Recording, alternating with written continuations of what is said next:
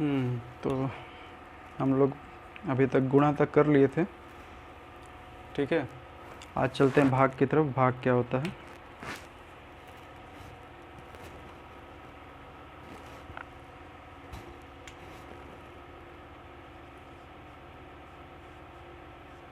भाग क्या होता है? तो गुणा में जैसे हम लोग को बताए थे कि गुणा में कोई भी चीज़ हम लोग जितनी बार जोड़ते हैं उतनी ही बार उसको जोड़ने की जगह उसको गुणा में लिख देते हैं। जैसे कि लिखा था 5 + 5 + 5। तो ये क्या था, जैसे 3 बार लिखना है, जोड़ना है, तो 5 × 3 कर देते हैं सीधे। तो ये कई बार जोड़ने का जो प्रक्रिया है उसको हम लोग गुणा बोलते हैं, ये इसी वजह से आ जाता है। और भाग में क्या होता है, हम लोग भाग में उल्टा करते हैं, जो इसके विरुद्ध काम होता है वही भाग में होता है। जैसे कि हम लोग लिखते हैं 20 को डिवाइड करना है हम लोग को 5 से, तो इसका मतलब क्या हुआ कि 20 में से 5 घटाते चलो, तब तक घटाओ जब तक कि 0 ना आ जाए। तो कैसे करेंगे, 20 में से 5 घटाएंगे, कितना आ जाएगा, 15 आ जाएगा। 15 में से घटाएंगे 10 आ जाएगा। 10 में से 5 घटाएंगे 5 आ जाएगा। 5 में से 5 घटाएंगे 0 आ जाएगा। यानी 1 2 3 4, 4 बार हमको करना पड़ा। तो 1 2 3 4, 4 बार करना पड़ा, और यही हमारा आता भी है। 20 को अगर 5 से भाग देते हैं तो कितना आता है, 4 आता है ना। तो यानी कि क्या कर रहे हैं, 20 में से 5 घटाना है, तब तक घटाना है जब तक 0 ना आ जाए।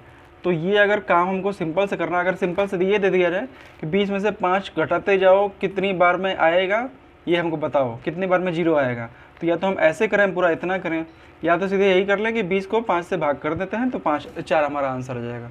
ठीक है, तो ये होता है भाग। पहले तो ये जान लीजिए।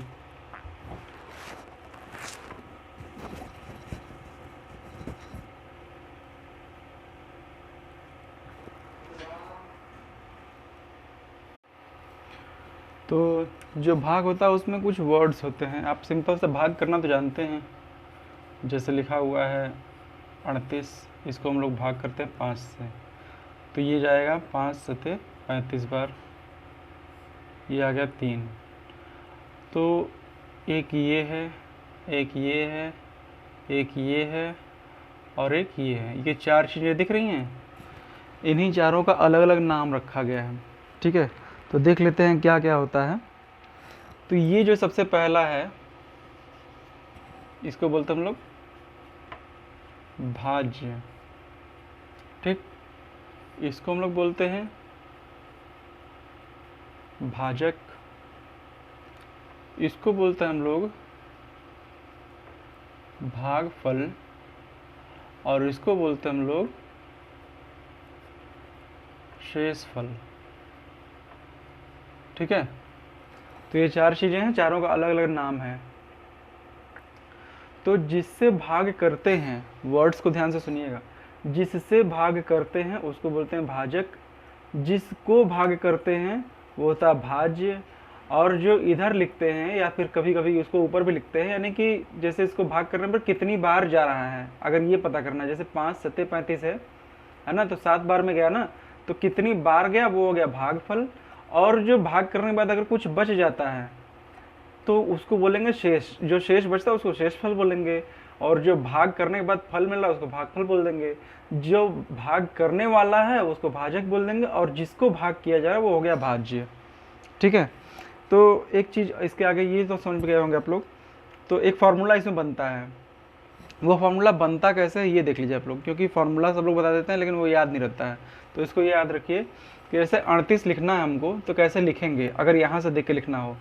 तो ये दिख रहा है हमको कि 5 का गुणा अगर 7 में कर दें और 3 जोड़ दें, तो अगर 38 लिखना है हमको, ये 38 है, तो 38 को लिखना होगा, कैसे लिखेंगे, 5 × 7 + 3 लिख सकते हैं ऐसे। 5 7 35 + 3 38, 38 बराबर 38 आ जाएगा। ठीक, आगे चलते हैं हम लोग। अब यहीं से फार्मूला बन के आएगा, वो फार्मूला आप लोग देखे होंगे लेकिन याद नहीं रहता है। तो ये क्या है हमारा, इसको बताए थे भाज्य है ये। ठीक, ये क्या है, भाजक। ये क्या है, भागफल। और ये क्या है, शेषफल।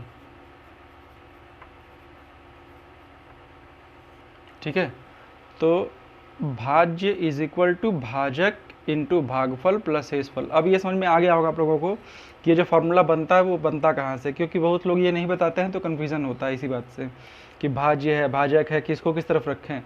तो आपको अपने से समझना है कि जो सबसे बड़ी वैल्यू है एक तरह से वो रहेगी इस तरफ, जिससे भाग कर रहे हैं वो इस तरफ, भागफल है यहाँ पर रहेगा, उसका गुणा करेंगे भाजक का भागफल में और उसमें हम लोग शेषफल को जोड़ देंगे तो हमको जो नंबर है ओरिजिनल नंबर यानी भाज्य जो है वो मिल जाएगा।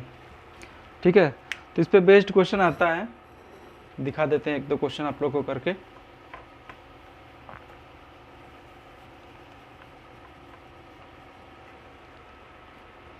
जैसे कि दे देगा आपको कि भाजक भाज्य भागफल शेषफल। अब ये 4 वैल्यूज़ है, 4 में से कोई 3 दे देगा, एक आप लोग को गायब कर देगा। तो भाजक मान लेते हैं दिया हुआ है 37, भाज्य दिया हुआ है, नहीं भाजक इतना बड़ा ना लीजिए, थोड़ा सा आसानी रहेगा, छोटा वैल्यू लीजिए, कोई 7 ले लीजिए। भाज्य आप ले लेते हैं मान लीजिए 48, भागफल और शेषफल आपको निकालने को दे दिया जाएगा। तो कैसे करेंगे, सिंपल सी चीज़ है, भाज्य कहाँ रहेगा, बीच में रहता है, 48 हो गया। भाजक कहाँ रहेगा, यहाँ रहेगा। अब इसको भाग करिए तो 7 से गया 6 बार 42 हो गया, यहाँ पे कितना हो गया 6 आ गया। तो अब ये दिख रहा होगा कि भागफल हमारा कितना आ गया 6 आ गया, शेषफल कितना आ गया 6 आ गया। बस यही क्वेश्चन पूछता है आप लोग से एग्जाम में, कभी कोई चीज़ गायब कर देगा कभी कोई चीज़ गायब कर देगा, बस यही करेगा। एक और क्वेश्चन देख लेते हैं, ये समझ में आ गया ना। आगे चलते हैं, एक और क्वेश्चन देख लेते हैं। आपको दे दिया भागफल मान लेते हैं 20, शेषफल 3 दे दिया और भाजक मान लीजिए 5 दे दिया। तब पूछेगा भाज्य बताइए क्या है, तो हमको फार्मूला पता है, क्या फार्मूला पता है, भाज्य इज इक्वल टू भाजक इंटू भागफल प्लस शेषफल। ठीक, तो हमको भाज्य निकालना है, इसको अपनी जगह छोड़ देंगे। भाजक कितना है 5 है, भागफल कितना है 20 है और शेषफल कितना है 3 है। तो 5 into 20 100 plus 3 is equal to 103, यही हमारा आंसर हो गया। ठीक है, तो ऐसे ही क्वेश्चन घुमा घुमा के पूछता रहता है, ये समझ गए होंगे। जैसे 4 में से 3 दे देगा। आगे चलते हैं, एक और देख लेते हैं एग्जाम्पल इसी में।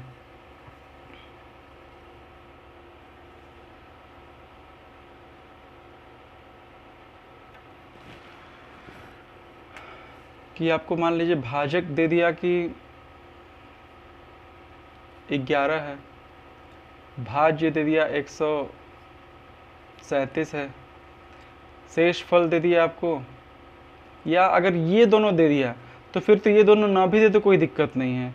ठीक है, ये तो आप लोग सिंपल सा निकाल लेंगे 137 से ऐसे करके। ठीक है, तो 11 से गया कितनी बार, 11 से गया एक बार, 27 हो गया, 11 दूना 22, बच गया 5, यानी कि यहाँ सबको भागफल भी मिल गया शेषफल भी मिल गया। तो अगर ये दोनों दे दिया तब तो कोई दिक्कत ही नहीं है। ठीक है, अगर ये निकालना हुआ तो ये दोनों देगा, अगर ये निकालना हो तो ये दोनों देगा। ठीक है, तो यहाँ पर से ये फॉर्मूला लगाने की ज़रूरत भी नहीं पड़ेगी आपको, सिंपल सा आप डायरेक्ट यहाँ से ओरिजिनल जो तरीका होता है कि आपको भाजक पता है भाज्य पता है, यहाँ से डिवाइड करके आंसर निकाल लेंगे आप लोग। ठीक है, आगे हम लोग चलते हैं। जो कुछ प्रॉपर्टीज़ होती है, जैसे कि गुणा में बताए थे ना कि उसके कौन कौन सा प्रॉपर्टीज़ होते हैं, वैसे ही इसमें भी कुछ प्रॉपर्टीज़ होते हैं। इसको बोलते हैं भाग की संक्रिया, और ये पूर्ण संख्याओं के लिए है, सभी संख्याओं के लिए नहीं है। पूर्ण संख्या क्या होती है, जिसमें कोई भी डेसिमल वाला पार्ट नहीं होता है, कोई भी फ्रैक्शन वाला पार्ट नहीं होता है। जैसे कि पूर्ण संख्या क्या होती है, 1 2 3 17 18, इसमें कोई पॉइंट नहीं ना है, जैसे 1.2 3.2 ये सब पूर्ण संख्याएं नहीं हैं, लेकिन ये सभी पूर्ण संख्या हैं। ठीक है, तो ये पूर्ण संख्याओं के लिए जो नियम है वो नियम है जो बताने जा रहे हैं अभी। देख लीजिए कि पहली क्या है, संचरण प्रगुण का परीक्षण करते हैं हम लोग।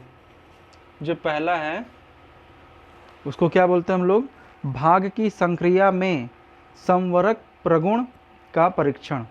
संवरक प्रगुण का मतलब क्या हुआ कि जिस बिरादरी के दो लोग हैं उसी बिरादरी का तीसरा भी आए, ठीक है। जैसे कि मान लेते हैं हम लोग 17 को भाग करना है, नहीं पहले 18 ले लेते हैं। 18 को भाग करना है हमको 3 से, तो अगर 18 को भाग करेंगे हम लोग 3 से तो कितना आएगा, 3 6 18, यानी 0 आ गया। और ये क्या आ गया, ये एक पूर्ण संख्या आ गई।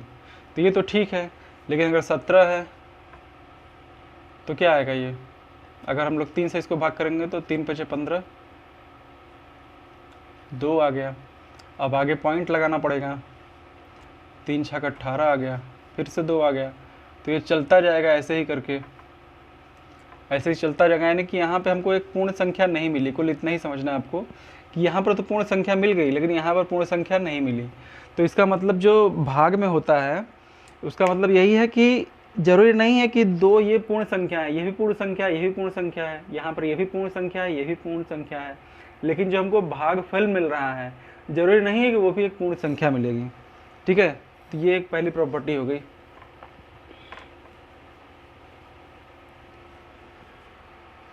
दूसरा, शून्य से पूर्ण संख्याओं में भाग का परीक्षण। तो एक जैसे मान लेते हैं हम लोग 5 को भाग करना हमको 0 से, ठीक है।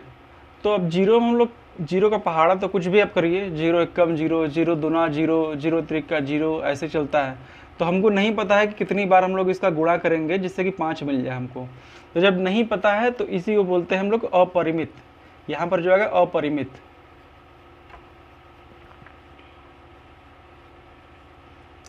ठीक है। यानी कि अगर किसी भी संख्या में 0 से भाग देंगे तो जो मिलेगा हमको अपरिमित बोलते हैं, ठीक है। ये जान लीजिएगा, ये वर्ड होता है अपरिमित। अगला देख लेते हैं कि 1 से भाग करते समय क्या होगा। जैसे वही ले लेते हैं एग्जाम्पल 6, 1 से भाग कर रहे हैं तो 1 का एक 6 बार जाएगा, 6 कम 6 कट गया, ठीक है। तो यानी कि तो ये 1 से भाग कर रहे थे तो ये 6 आ गया। और मतलब कि जो यहाँ पर है वही हमेशा यहाँ पर आएगा। जैसे आप दूसरा एग्जाम्पल ले लीजिए, 8 ले लीजिए, तो 1 से जाएगा 8 बार, ये हो गया, ठीक है। तो 8 आ गया, कट गया। तो कोई दूसरा बड़ा एग्जाम्पल ले लेते हैं, 35 है, 1 से करेंगे तो 1 त्रिका 3, कट गया, 5 आएगा, 1 पचे 5। यानी कि जो संख्या यहाँ पर है वही संख्या यहाँ पे आ रही है। तो ये 1 से जब डिवाइड करेंगे तो एक खासियत होती है, ठीक है।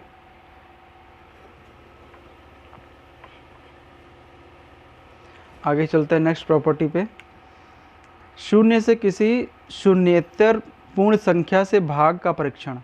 जैसे 0 को भाग देना है किसी भी नंबर से, जैसे 5 ले लेते हैं, तो 5 से इसको कितनी बार जाएगा कि 0 आ जाए, तो 0 बार, 5 0 0। तो अगर 0 को किसी भी संख्या से डिवाइड करेंगे तो हमेशा हमको जो भागफल मिलेगा यहाँ पे वो हमेशा 0 ही मिलेगा। जैसे ले लेते हैं 120 को 0 को भाग करना 120 से, तो कितनी बार जाएगा, 0 बार, 0 आ गया ये, ठीक है। किसी भी संख्या में 0 से गुणा करते हैं तो 0 आता ही, अब तो गुणा में बता चुके हैं। तो वैसे ही मतलब 0 से अगर भाग कर रहे हैं यहाँ पर तो भागफल हमेशा हमको 0 ही मिलेगा, ठीक है। अगला एक लास्ट प्रॉपर्टी, ये भी देख लीजिए। लास्ट प्रॉपर्टी क्या कहती है कि किसी भी संख्या का उसी संख्या से अगर भाग किया जाए, जैसे 12 है, 12 से भाग किया जाए, 12 को 12 से भाग किया जाए तो कितना आएगा हमको, हमेशा 1 बार जाएगा, ख़त्म हो गया ये। अगर 125 है, 125 से ही भाग करना है तो कितनी बार जाएगा, 1 बार 125, यानी कि हमेशा भागफल कितना मिल रहा है हमको, 1 मिल रहा है। अगर जो संख्या है और उसी संख्या से भाग देंगे तो हमेशा 1 आएगा। जैसे 5/5 कहीं लिखा हुआ है तो इसको भाग करने की जरूरत नहीं, इसमें हमेशा 1 आ जाएगा, सिंपल सी चीज़ है, ठीक। ये प्रॉपर्टीज़ हो गई आपकी भाग की। अब इस पे कुछ क्वेश्चंस बताते हैं हम अभी इस वीडियो में इतना ही। अभी इस पे कुछ क्वेश्चंस बता देंगे आपको।